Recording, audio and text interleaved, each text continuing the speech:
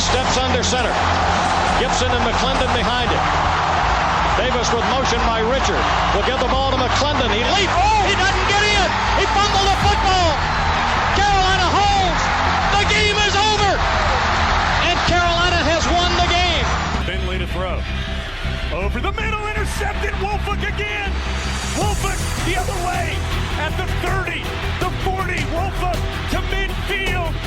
Miles Wolford with the pick. The heels on the doorstep of an enormous victory. Left side of the line. Hood standing to Williams' right. Williams gonna throw. One-on-one. Davis has it. Touchdown. Carolina wins. Carolina is the Coastal Division champion. Bernard fields it at the 26. Heading to the far side. Gio at the 35. Gio is at the 50. No, he's not. Yes, he is. Gio is going to take it for a touchdown. Are you kidding me? Connor Barth for the possible win. Snap, spot, kick away, high enough, long enough. It's good! It's good! Carolina has won the game on a 42-yard field goal by freshman Connor Barth. Good gosh, dirty! This is the Heel Tough Blog Podcast. Hey guys, and welcome to another edition of the Heel Tough Blog Podcast. It's your host, Anthony Pagnotta, with you guys as always. Back home from a day at the ACC Media Days, attended as a part of my normal full-time job over at WFNZ in Charlotte. So a great opportunity to attend, but a lot of Tar Heel stuff coming out of day one of the ACC Media Days. So I was able to get in on a couple of those interviews, was in the media breakout room when those guys were in there talking to some of the newspaper writers, some of the other people that were trying to get some separate audio from some of the stuff that they were saying up on the podium. We're going to allow you to hear some of the audio from Mac Brown from those media breakout sessions, as well as touch on some of the other stuff that he was saying to the media, and some of the other guys were saying to the media as well throughout the day at ACC Media Days. And a bunch of great stuff, starting with a bunch of conversation about NIL. The Tar Heel guys, not really overly focused on that, it seems, at least the three guys that we saw in attendance today. Now, of course, Sam Howell ends up picking up the partnership with Bojangles, him as well as DJ Uiagalelei, the quarterback from Clemson. Both announced deals with Bojangles earlier today. That is a big deal for Sam, first significant brand sponsor that he has gotten to this point. It was pretty much only a matter of time for the Tar Heel star gunslinger and a guy that's going to be in a lot of the Heisman Trophy conversations. And that was another thing that was asked of Sam throughout the day. And he's a guy that seems focused more on team than on self. A lot of people asking him as well about his NFL future, but he's a guy that definitely seems like he is focused on the expectations that lie ahead for the Tar Heels here in the 2021 season. Mac Brown was one of the guys that addressed that mainly on Radio Row when he was going through doing some of the tours of the radio stations, including over at WFNZ with the guys in the midday. He talked with Nick Wilson and Stan Norfleet. I'm actually going to retweet that interview out for you guys to check out on my Twitter page at HTB Anthony on Twitter. That's a great conversation that they had with Mac Brown earlier today. And one of the questions that was asked of him was, about the expectations coming into this season, about the losses that happened a year ago to Florida State and Virginia. And Mac Brown was very blatant in saying that those are losses that if Carolina wants to get to where they want to get to, they simply cannot happen. He admitted that the game against Florida State was a game that a lot of guys probably came in feeling pretty good about themselves, being the number 5 team in the country. They were punched in the mouth and didn't know how to respond. And then a game against Virginia where Virginia was simply the better team on the field that night. That was what Mac Brown used in his own words. earlier today on WFNZ in Charlotte. And, that's a point that Carolina has to get to. And I think that they can get to this season is if they want to be where they're starting this season inside of the top 10, if they want to be a team that can challenge the Clemson Tigers, which is a point that they are hoping to get to sooner rather than later, they are going to have to take care of business against some of these big time opponents, some of these smaller opponents, before they focus on taking care of some of the big time opponents. And look, Carolina, the expectations, how high are they? Carolina is one of just, I believe it's 6 teams heading into this season that is going to be favored in every single game this season. That was something that was released yesterday. I got to be honest, a little bit shocked by that, a little bit shocked by the fact that Carolina is favored in the road matchup with Notre Dame on October 30th in the middle to late part of the season.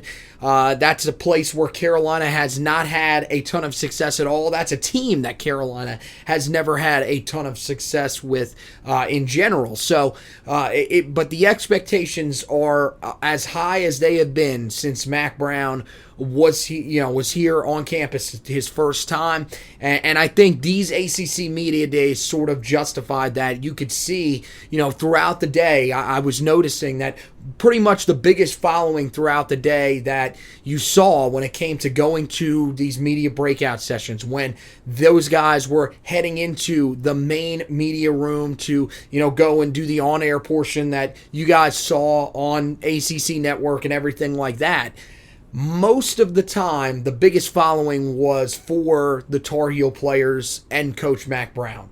You can tell that they are the team that right now most people feel like is the biggest threat to Clemson. They're the team that has the most polarizing figure, maybe in all of the ACC. I am not going to be out there tomorrow, unfortunately, for the second day of ACC Media Days, but I'm willing to bet that Sam Howell is probably the most polarizing guy right now that is in attendance at ACC Media Days. It seemed like he had the biggest swarm. I know when I went and went into the media breakout room before the Tar Heel players got in there, pretty much everybody was piled around Sam Howell, including the guy that I was helping during when the Tar Heels were in that media session, a guy from WFNZ. And my guy said, look, I'm going to take Sam Howell, you go ahead and take some of the smaller guys. And I think that was the bigger mindset, was that most people were thinking, look, Sam Howell is the guy here this year. And I'm going to be honest with you, I can't remember a time where you felt like a Tar Heel player was the most polarizing guy at one of these media days. And it just shows you where Carolina is at expectation-wise for this season. Another thing that was a real big focus throughout ACC Media Days, primarily for Mac Brown when he was up on the stage, was Ty Chandler, the running back that is going to have to try to replace the production left behind by Javonte Williams and Michael Carter in the backfield. He's going to be the guy that's going to headline the group trying to do that. And, Mac Brown seems pretty confident in the fact that a guy that has gone through the tests that Chandler has to this point in his career in the SEC at Tennessee is going to be ready to step in and play a big role for the Tar Heels immediately out of the gate this season. One of the more interesting comments that I saw from him today was when he was on the stand and said that Ty Chandler's a guy that's going to kind of be a mix of what we saw from Michael Carter and Javonte Williams. I found that pretty interesting. And if that is the case, you feel like this is a guy that's going to be a pretty complete back.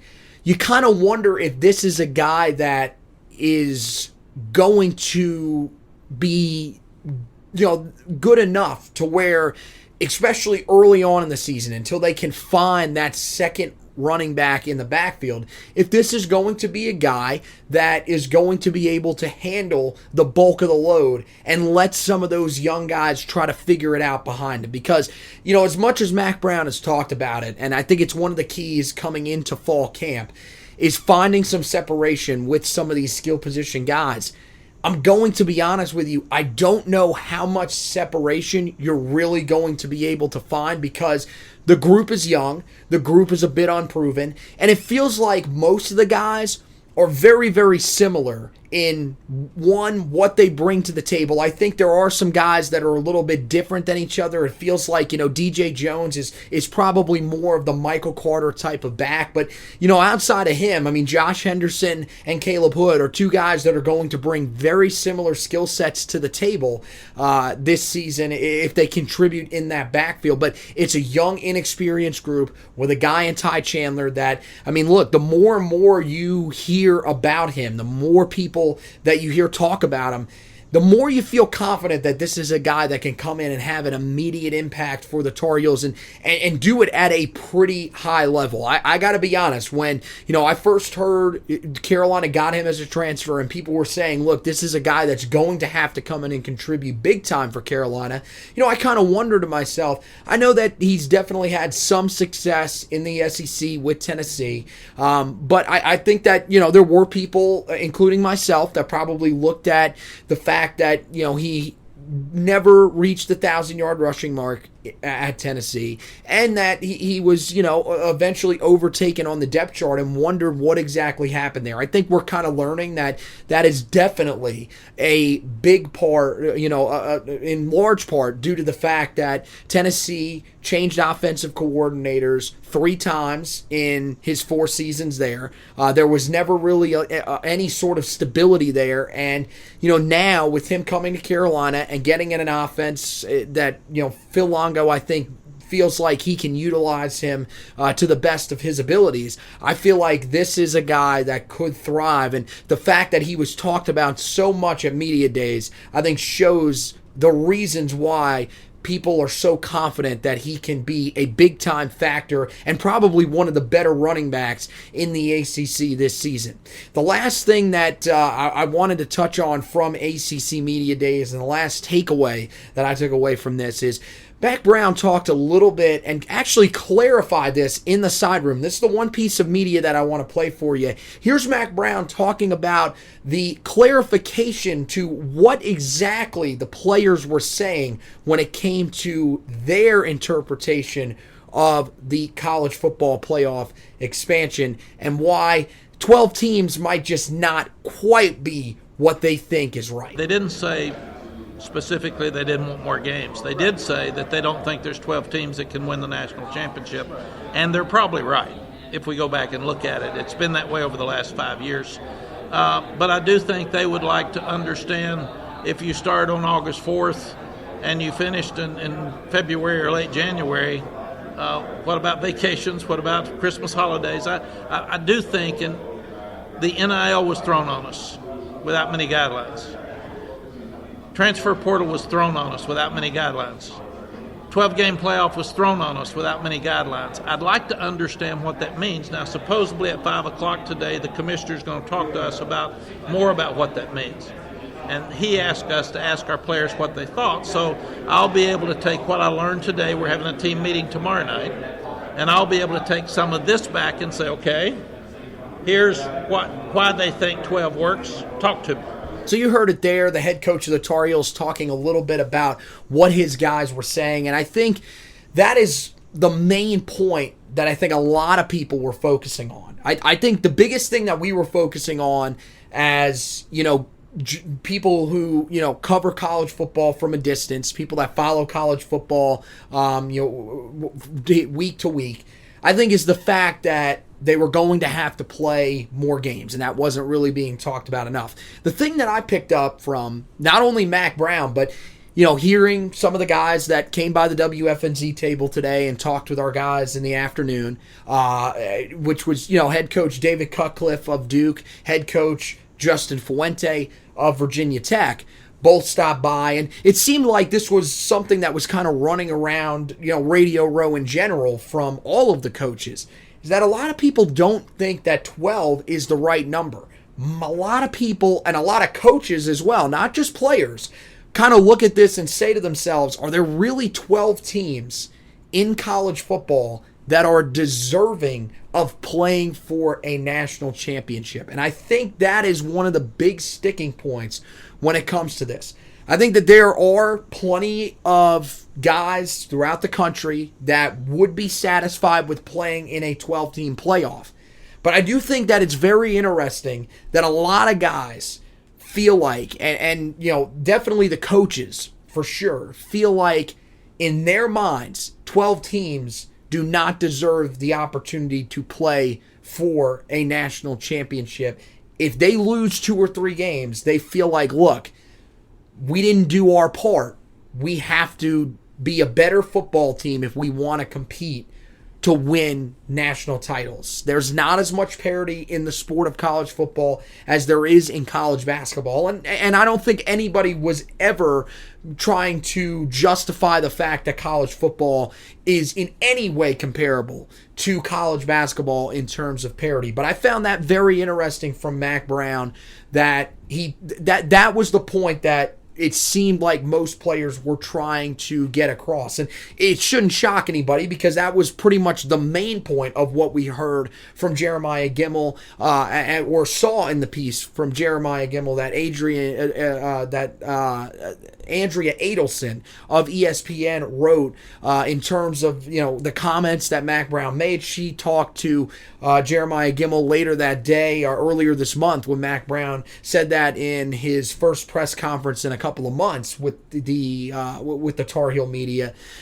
She ended up talking to him, and he basically said, look, we looked at our losses last year to Florida State, we looked at our loss to Virginia, and we said to ourselves that if we had a chance, we don't feel like we're deserving enough to play for a national championship.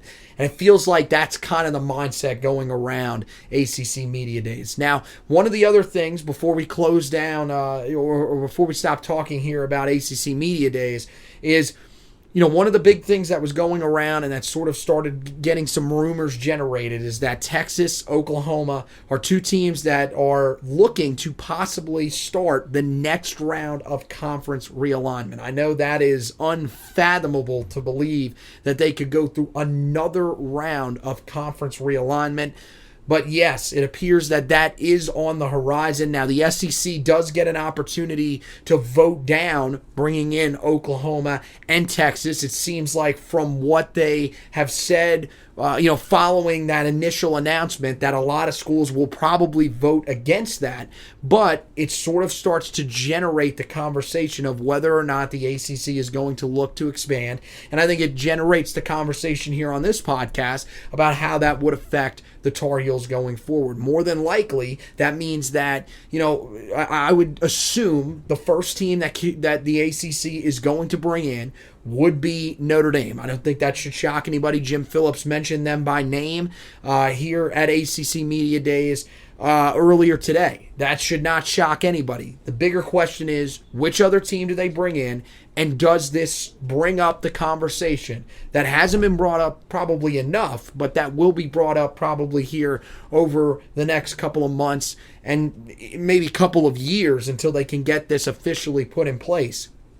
Is this going to set in motion the elimination of divisions in the ACC, and what does that mean for Carolina? I feel like in years past, probably would have been a little bit more of a concern going forward, but now I don't think it's really that much of a concern. I think where Carolina is at, the fact that they are, at this moment, a team that's inside of the top 10 in most preseason magazines and will more than likely be a preseason top 10 team when the official polls come out. This is a team that has the expectations that no matter what, no matter who they have to face if they eliminate divisions, they will be playing for an ACC championship. So I think that it's definitely something that you got to keep an eye on going forward. And it's one of those things that everybody around Radio Row pretty much lit up when that news started coming out. We'll have to keep an eye on and see what ends up happening with that going forward. In terms of the NIL. So that's your look back at ACC Media Days. Not going to have an article up on the website for that specifically, but we are going to have an article up there tonight. We're going to preview the commitment of Amarian Hampton. Also recording an edition of the podcast tonight that we did record last night. Unfortunately, it got deleted. That is going to have your commitment preview. That'll come out tomorrow morning. That'll have the commitment preview in there for Amari and Hampton. It's going to be rather short since we're going to go more in depth on the website for you, and that'll be out tonight. So make sure that you guys check that out. We'll, of course, be touching on the fact that Omarion is going to commit in that podcast, but the main focus of that one will be the reaction to the fallout from the Dalen Everett commitment, so you don't want to miss that. Check out the podcast wherever you listen to your podcast, Apple Podcasts, Google Podcasts, Spotify, iHeartRadio, tune in, any of those apps have it. Also, make sure that you guys head over to the website for all of the position previews where we're going in depth on the Tar Heels ahead of the 2021 season. Doing that on the podcast side of things as well, but a little more in depth for you guys over there on the website, so make sure you check that out. So that wraps it up for this edition of the podcast. Want to thank you guys for listening, and as always, go Tar Heels!